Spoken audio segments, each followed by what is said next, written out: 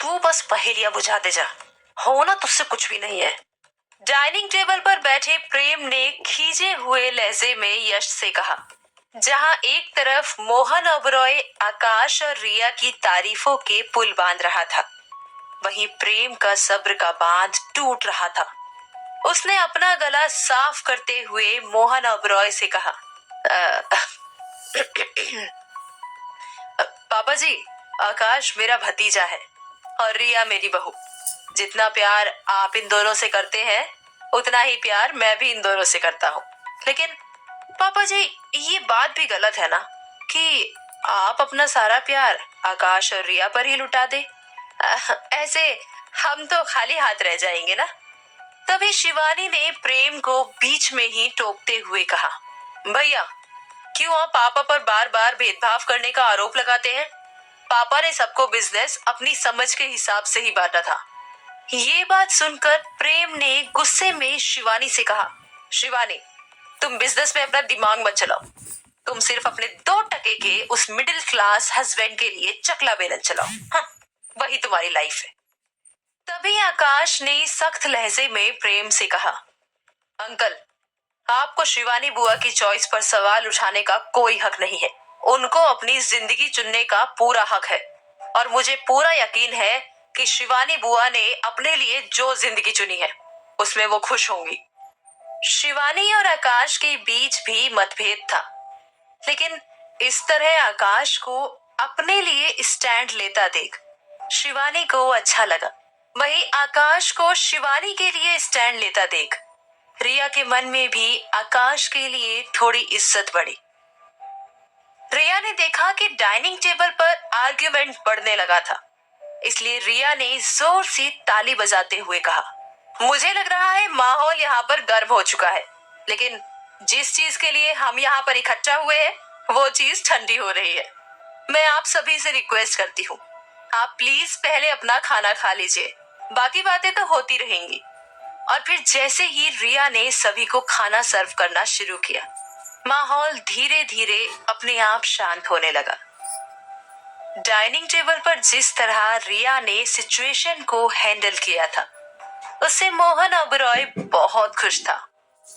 Lunch खत्म होते ही dining पर ही मोहन ओबरॉय ने सबके सामने रिया की तारीफ करते हुए कहा, रिया एक आकाश की दादी थी जिसने इस पूरे ओबरॉय मेंशन को एक साथ बांध कर रखा हुआ था, और अब वही काबिलियत मुझे तुम में नजर आती है।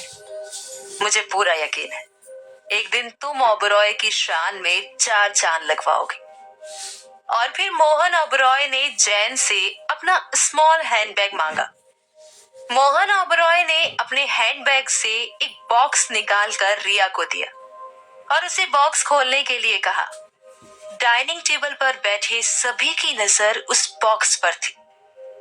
जैसे ही रिया ने बॉक्स खोला, बॉक्स के अंदर मोहन ओबरॉय की बीवी का एक महंगा डायमंड का नेकलेस था। मोहन ओबरॉय ने डायमंड नेकलेस को रिया के गले में पहनाते हुए कहा, बेटा, ये तुम्हारी दादी का था और आज से अब ये तुम्हारा हुआ। रिया को इतना प्यार किसी से भी कभी नहीं मिला था और उसकी आंखें भर आई। रिया ने मोहन ओबरॉय को गले लगाते हुए कहा, दादाजी, थैंक यू मुझे इस लायक समझने के लिए, लेकिन मैं इस लायक नहीं हूँ। आप बस मुझे अपना आशीर्वाद दे दीजिए। मोहन ओबरॉय ने रिया से कहा, पुत्र, मैं एक नजर में पहचान जाता हूँ कौन किस लायक है। आकाश रिया की परफॉर्मेंस से बहुत खुश था। उसे यकीन ही नहीं हो रहा था कि रिया दादाजी के सामने इस तरह का माहौल बना देगी, लेकिन आकाश की ये खुशी पल भर के लिए थी।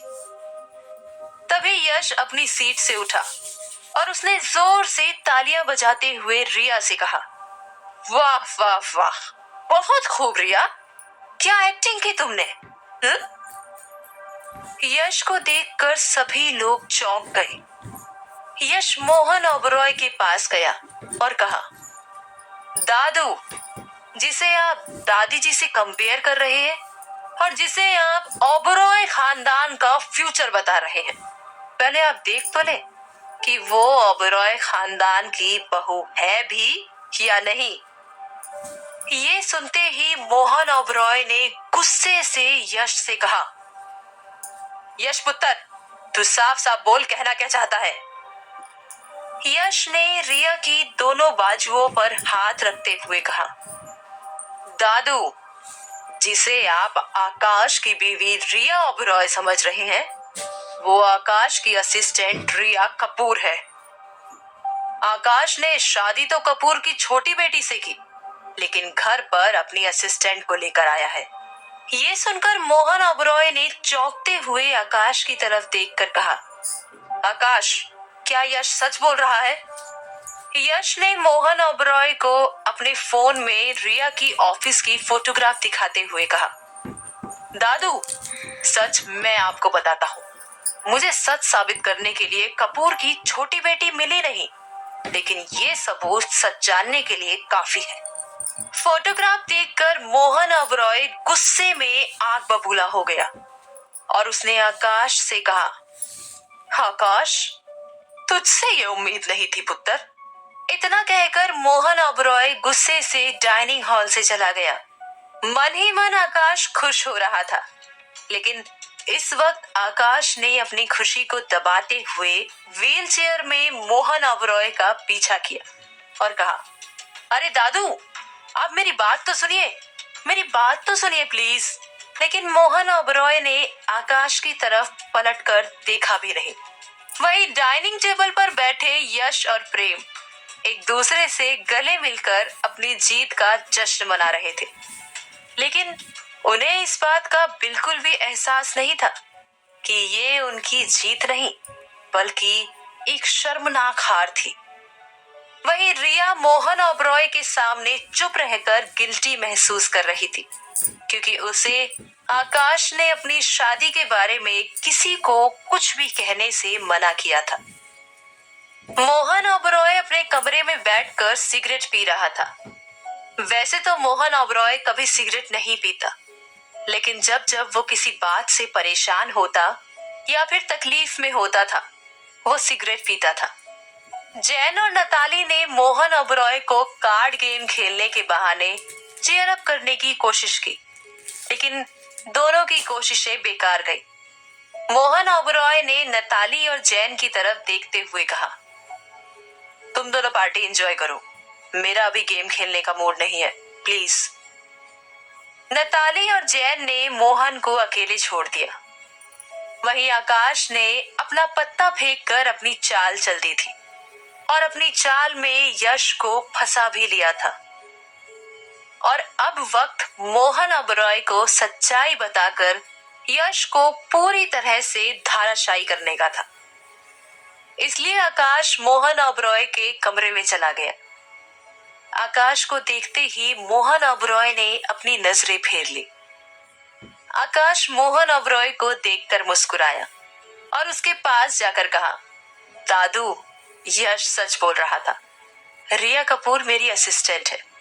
लेकिन दादू, साथ ही ये बात भी सच है कि रिया ही शरद कपूर की छोटी बेटी रिया कपूर। दादू, अगर यश को रिया के बारे में कंफ्यूजन था तो वो मुझसे आकर पूछ सकता था, बड़ा भाई हूं मैं उसका, उसे इस तरह सभी के सामने रिया और मेरी इज्जत उछालने की क्या जरूरत थी? ये कहकर आकाश ने अपनी चाल चल दी थी। तभी मोहन ओबरॉय ने आकाश से कहा, पुत्र, तेरे बोलने का मतलब है कि कपूर खानदान की बेटी ग्लैम कॉस्मेटिक में एक मामूली सी जॉब कर रही है। पुत्र, भले ही कपूर हमसे हैसियत में छोटे हो, लेकिन उनके इतने भी बुरे दिन नहीं है कि उनकी बेटी ग्लैम कॉस्मेटिक में एक मामूली सी जॉब करे। तेरा ये झूठ मुझसे हजम नहीं होगा पुत्र। आकाश ने तुरंत मोहन ओबरॉय की बात का जवाब देते हुए कहा, दादू, आपने मुझे सब कुछ दिया है, फिर मैं क्यों आपसे झूठ बोलूंगा? मोहन ओबरॉय ने एक पल सोचने के बाद आकाश से कहा, चल, मान लिया कि तेरी बातों में सच्चाई है, लेकिन तू मुझे इस बात का जवाब दे कि अगर तुझे रिया को घर लाना ही था तो उसे शादी के दिन घर क्यों नहीं लेकर आया? क्यों तूने शादी में अपनी व्हीलचेयर भेजकर कपूर का अपमान किया? ये बात सुनकर आकाश चुप हो गया। आकाश मोहन ओबरॉय को नहीं बता सकता था कि वो रिया कपूर पर सिर्फ नजर रखने के लिए उसे ओबरॉय मैंशन लेकर आया था। आकाश मोहन ओबरॉय को ये भी नहीं बता सकता था कि यश उसके खिलाफ षड्यंत्र रच रहा था, लेकिन आकाश के पास यश के खिलाफ इस वक्त कोई ठोस सबूत नहीं था। और फिर मोहन ओबरॉय ने आकाश से कहा, तेरी खामोशी ने मुझे मेरा जवाब दे दिया है पुत्र, दूर हो जा मेरी नजरों से। आकाश ने सोचा भी नहीं था कि मोहन ओबरॉय को रिया की सच्चाई से रूबरू करवाना इतना मुश्किल होगा। आकाश मायूसी के साथ मोहन ओबरॉय के कमरे से बाहर आ गया। मोहन ओबरॉय को मनाने की कोशिश बेकार जाने के बाद आकाश ने रिया को बुलाया और उसे मोहन ओबरॉय को अपनी पहचान के बारे में सच बताने के लिए कहा। रिया को ये बात पता भी नहीं थी कि आकाश उसे मोहरा बनाकर यश के खिलाफ यूज कर रहा था। रिया मोहन ओबरॉय को मनाने के लिए चली गई क्योंकि रिया मोहन ओबरॉय की इज्जत करती थी और उसे लगा कि मोहन ओबरॉय से सच्चाई छिपाना सही नहीं था। जैसे ही रिया मोहन ओबरॉय के कमरे में गई, मोहन ओबरॉय ने रिया से नजरें फेर ली। रिया ने मोहन ओबरॉय का हाथ पकड़कर कहा, दादाजी, मैं ही मिस्टर ओबरॉय की असिस्टेंट हूँ और मैं ही शरद कपूर की छोटी बेटी रिया कपूर भी हूँ। आपने मेरे ही दादाजी से मेरी बड़ी बहन अलीशा कपूर का हाथ मिस्टर ओबरॉय के लिए मांगा था। और फिर रिया ने मोहन ओबरॉय को अपने ऑर्फन होने और कपूर का उसे शादी के लिए यूज करने तक की ही सारी बातें बता दी। रिया की बातें सुनकर मोहन ओबरॉय ने उसे गले लगा लिया और कहा, रिया पुत्र, आज मैं गर्व से कहता हूँ कि तू ओबरॉय खानदान की बहू है। कुछ देर बाद मोहन ओबरॉय ने ओबरॉय के सभी मेंबर को स्पोर्ट्स हॉल में बुलाया। स्पोर्ट्स हॉल के एक कोने में शिवानी शिवम को डांट रही थी क्योंकि उसे पता लग गया था कि शिवम ने मोहन ओबरॉय से फिल्म मेकिंग के लिए फंड मांगा हुआ है। शिवानी नहीं चाहती थी कि शिवम ओबरॉय की दौलत से करप्ट हो जाए। वहीं दूसरे कोने में यश बॉक्सिंग बैग में एक्साइटमेंट में जोर से किक कर रहा था और उम्मीद कर रहा था कि मोहन आकाश को निकाल देगा। पास में ही प्रेम अंकिता के साथ टेबल टेनिस खेल रहा था।